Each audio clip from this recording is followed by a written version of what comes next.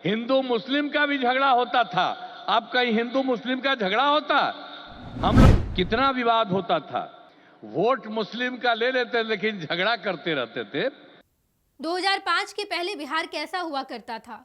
हिंदू मुस्लिम के बीच कितनी लड़ाई होती थी। मुसलमान का ये लोग वोट लेता था, लेकिन मुसलमान में झगड़ा भी करवाता था।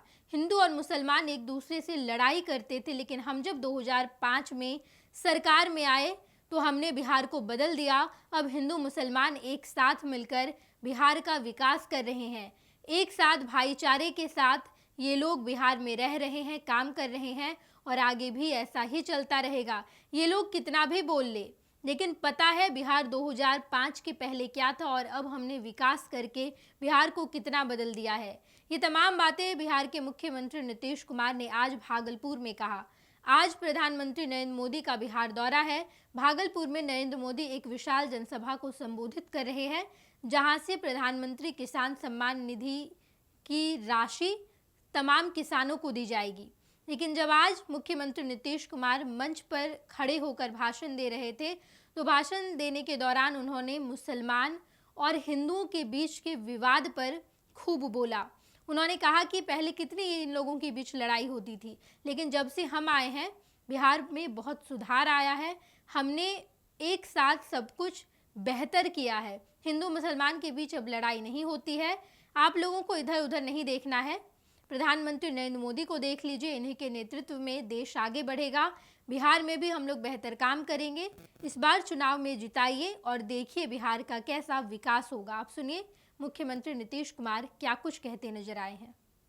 पहले क्या स्थिति थी, और आप जान लीजिए हिंदू मुस्लिम का भी झगड़ा होता था। अब कहीं हिंदू मुस्लिम का झगड़ा होता, हम लोग और साथ में समाज में कितना विवाद होता था। हिंदू मुस्लिम का भी झगड़ा वो लोग करते रहते थे। वोट मुस्लिम का ले लेते लेकिन झगड़ा करते रहते थे, होते रहता था। अब पढ़ाई का हाल खराब था, इलाज का पूरा इंतजाम नहीं था उन लोगों के टाइम में। सड़कें बहुत कम थी और जो थी उसका बुरा हाल था। अब बिजली तो बहुत कम थी। देहाती इलाकों में कहां कोई बिजली थी। अरे पटना राजधानी, वहां पर बिजली जो लगाए रहते थे उसमें क्या था, मुश्किल से 8 घंटा बिजली होता था। यही हालत था उस समय का। और उसके बाद हम लोगों ने कितना काम किया।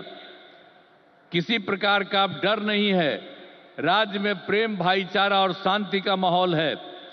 सभी क्षेत्रों में जैसे शिक्षा। पैनोरमा ग्रुप, जो सोचता है वो करता है।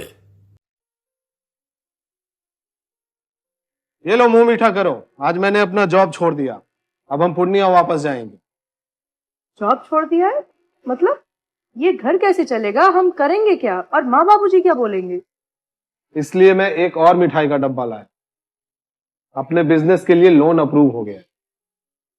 अरे लोन अप्रूव हो गया वो तो ठीक है, लेकिन पूर्णिया में हम रहेंगे कहाँ? अपना घर भी तो नहीं है वहां। इसलिए तो एक और मिठाई का डब्बा अलग से लाया हूं।